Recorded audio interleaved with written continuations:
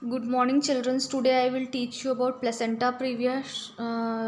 It is a type of antepartum hemorrhage. So, antepartum hemorrhage is divided into two types. First, it is placenta previa and placental abruption. So, I will teach you today about placenta previa. So, let me start it. Definition: the placenta is implanted partially or completely over the lower uterine segment. It is called the placenta previa. Placenta previa में क्या होता है, जो placenta होता है वो partially और completely जो होता है लोअर यूट्राइन सेगमेंट में इम्प्लांट हो जाता है. It is called the placenta previa.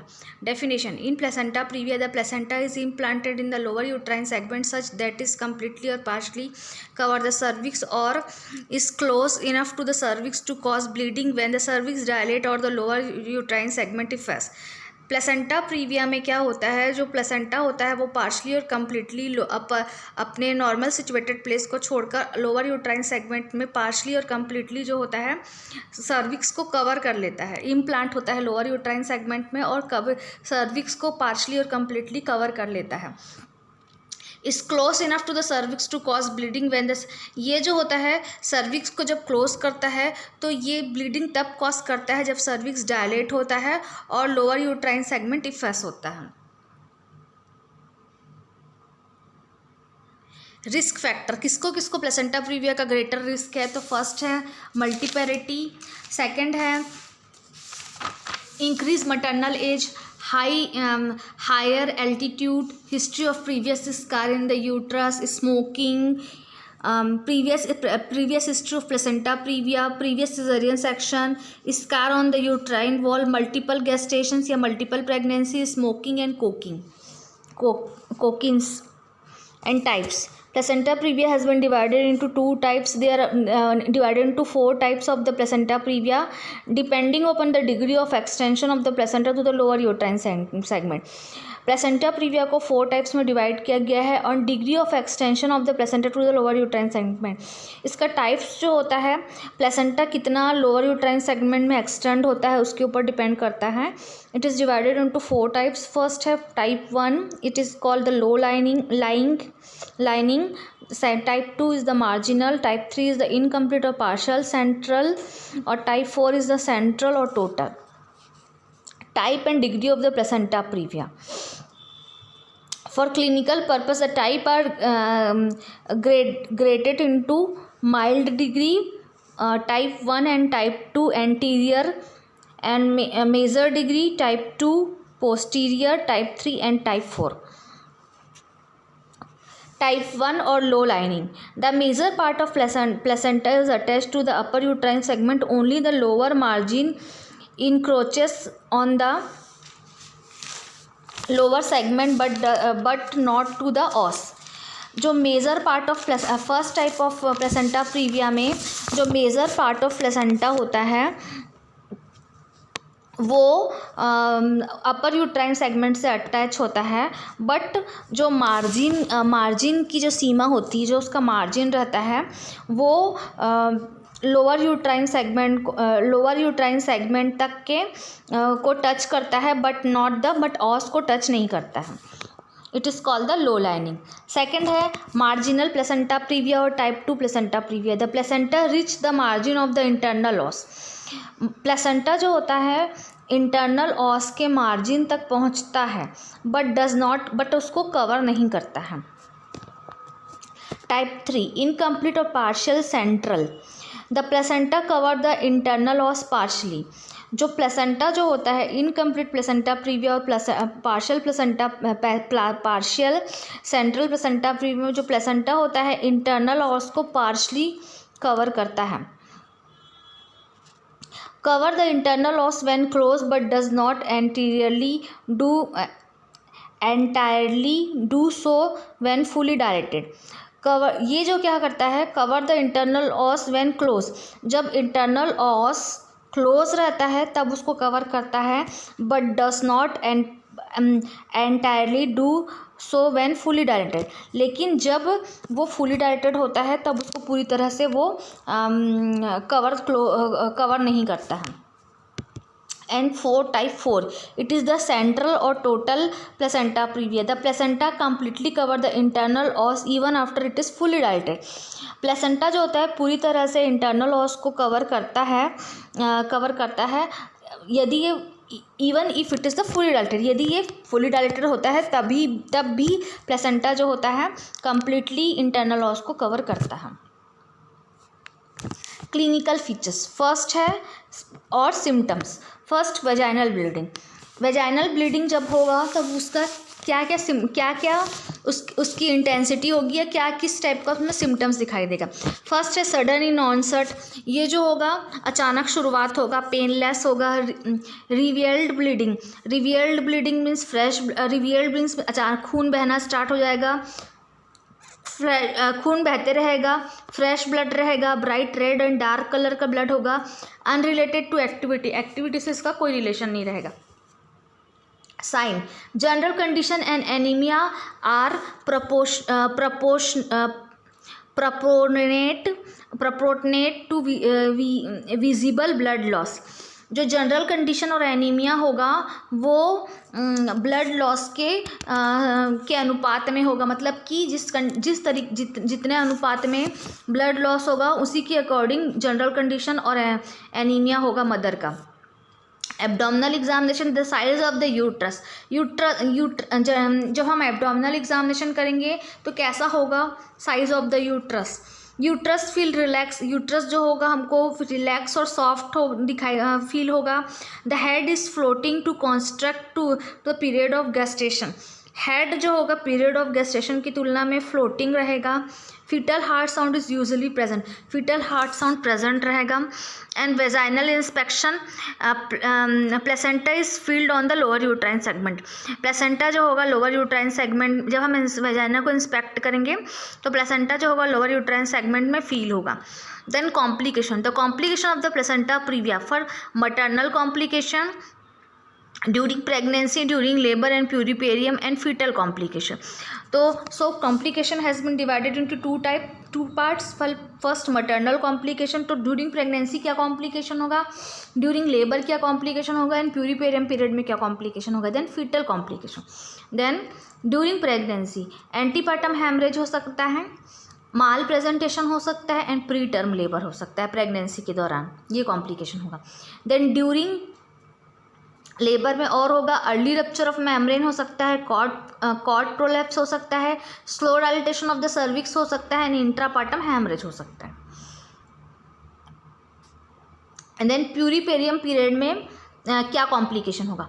Postpartum haemorrhage हो सकता है, रिटेन प्लेसेंटा हो सकता है एंड सब इन्वोल्यूशन हो सकता है. ठीक है. सब involution means involution process is the delay हो जाएगा.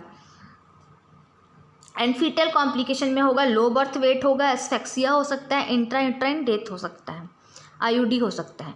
एंड डायग्नोसिस हमको कैसे करना है, तो प्लेसेंटोग्राफी के लिए हमको क्या करना, प्लेसेंटोग्राफी के लिए हम करना सोनोग्राफी कर सकते हैं, कलर डॉपलर फ्लो स्टडी कर सकते हैं, मैग्नेटिक रिजोनेंस में एमआरआई कर सकते हैं, वेजाइनल एग्जामिनेशन कर सकते हैं. देन मैनेजमेंट में है प्रिवेंशन. मैनेजमेंट में हमको फर्स्ट प्रिवेंशन करना है, immediate management, expectant management, active management and nursing management. Prevention. First prevention to minimise the risk the follow guideline are useful. Adequate antenatal care. हमको एडुकेट एंटीनेटल केयर करना है APH placenta previa से prevent करने के लिए. Significance of warning haemorrhage. हमको haemorrhage का जो वर्निंग है उसको हमको यदि हमको जो है हैमरेज हो रहा है तो हमको उसको अवॉइड नहीं करना है. देन एट होम में हमको क्या करना है, पुट द पेशेंट को बेड में रखना है, एब्डोमिनल एग्जामिनेशन करना है, vaginal examination must not be done. Vaginal examination नहीं करना है. Transfer to the hospital. जब हम उसको पेशेंट को हॉस्पिटल में ट्रांसफ़र करते हैं तो पहले तो पेशेंट को हॉस्पिटल में एडमिट करना है. इमीडिएट अटेंशन में है to ensure an adequate blood supply to the women and fetus. Place the women immediately on bed rest in a sideline position. जैसे ही हम पेशेंट को ensure and adequate blood supply to the women and fetus place the, हमको ensure करना है कि जो foetus है एंड वुमेन है उसको एडिक्वेट ब्लड सप्लाई हो रहा है कि नहीं। एंड वुमेन को इमीडिएट बेड रेस्ट देना है एंड उसको साइड लाइन पोजिशन दे के रखना है। A large bond IV cannula seated and infusion of normal saline, हमको उसको IV कैनुला इंसर्ट करना है एंड नॉर्मल सलाइन उसको इन्फ्यूज़न देना है। जेंटल एब्डोमिनल पल्पेशन, जेंटली हमको एब्डोमिनल पल्पेशन करना है। Scheme of management, all APH patient are to be admit the general and abdominal examination, clinical assessment of the blood loss, resuscitation of if necessary, and localization of the placenta, expectant management and active interference। हमको scheme of management बनाना है। All APH patient are to be admitted, हमको सभी प्रकार के APH patient को admit करना है। हमको जनरल और एब्डोमिनल एग्जामिनेशन करना है। हमको क्लिनिकली असेस करना है कि कितना अमाउंट ऑफ ब्लड लॉस हुआ है। यदि रिसक्सिटेशन ऑफ इफ रिसक्सिटेट करना है यदि ज़रूरी हो तो, और लोकलाइजेशन ऑफ द प्लेसेंटा को ऑब्जर्व करना है, मतलब प्लेसेंटा का पोजीशन कहाँ पे इसको देखना है। एंड इसको 2 पार्ट में डिवाइड किया गया है, expected management and active interference. First है expectant management. To expectant treatment is carry up to 37 weeks. जो एक्सपेक्टेंट मैनेजमेंट होता है या ट्रीटमेंट होता है वो 37 वीक्स तक के करते हैं। द एम, इसका मेन एम है the aim is to continue pregnancy for fetal maturity without compromising the maternal health. Expectant management जो 37 वीक्स तक करते हैं उसका मेन ऑब्जेक्टिव ये रहता है कि हमको प्रेगनेंसी को तब तक कंटिन्यू रखना है जब तक कि फीटल मैच्योर नहीं होता है, and without compromising the fetal health, और मदर की को हेल्थ को बिल्कुल कॉम्प्रोमाइज़ नहीं करना है। विदाउट कॉम्प्रोमाइज़ किए बिना हमको फीटस को उसकी मैच्योरिटी पीरियड तक कंटिन्यू करके रखना है। The indications, no active bleeding, कोई भी प्रकार का ब्लीडिंग नहीं होना चाहिए। पेशेंट स्टेबल हीमोडायनेमिकली, जो पेशेंट को जो ब्लड फ्लो या ब्लड सप्लाई हो रहा है वो प्रॉपर होना चाहिए। FHS जो होता है वो गुड होना चाहिए। CTG रिएक्टिव फिटस, CTG का मतलब होता है cardiotocography. It is use during pregnancy to monitor the fetal heart rate and contraction of the uterus. Intervention, bed rest, periodic inspection of the vulval pad, supplementary hematinics if patient is anemic। हमको क्या करना है, bed rest देना है, periodic inspect vulval pad को हमको बार बार inspect करना है। सप्लीमेंट्री हमको उसको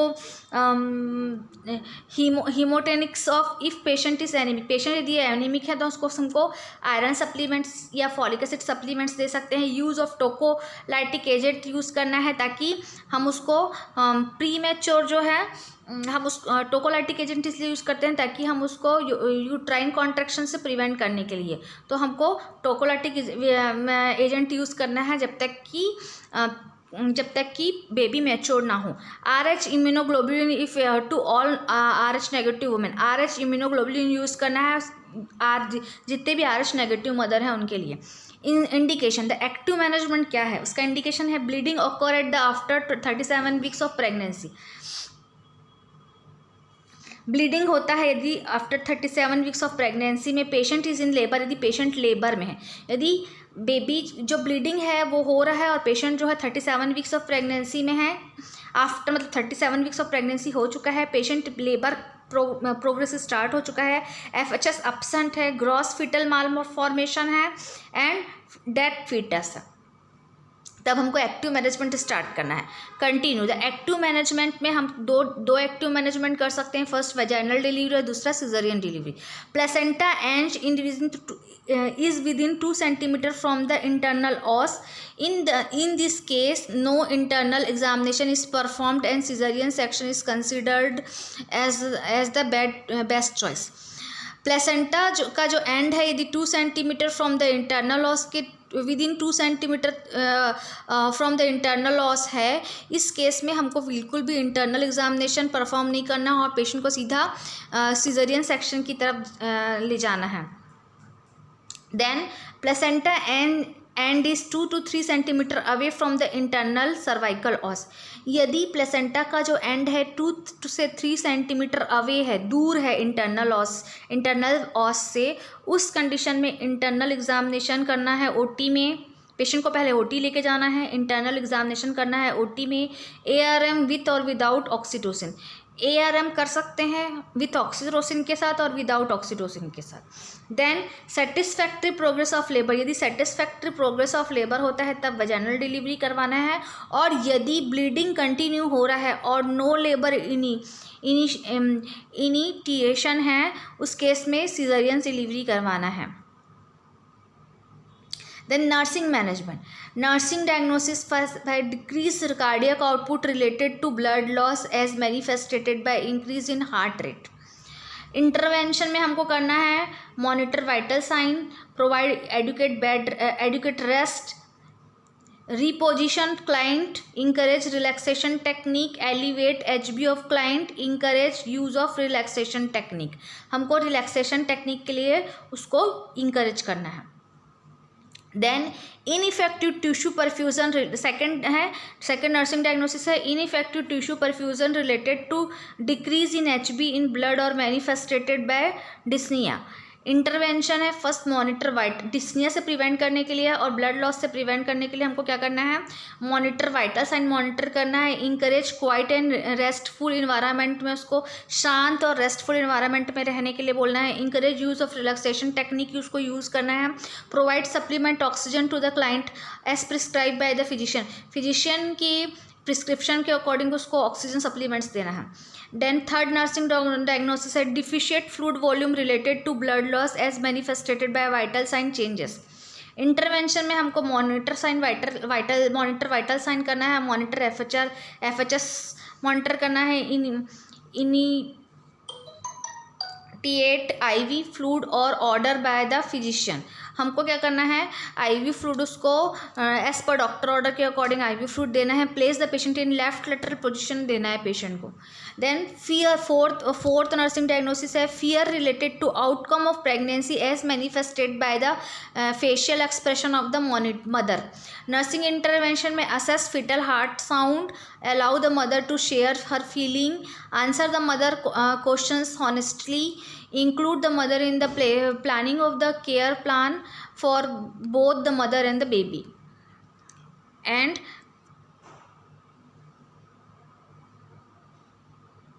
thank you.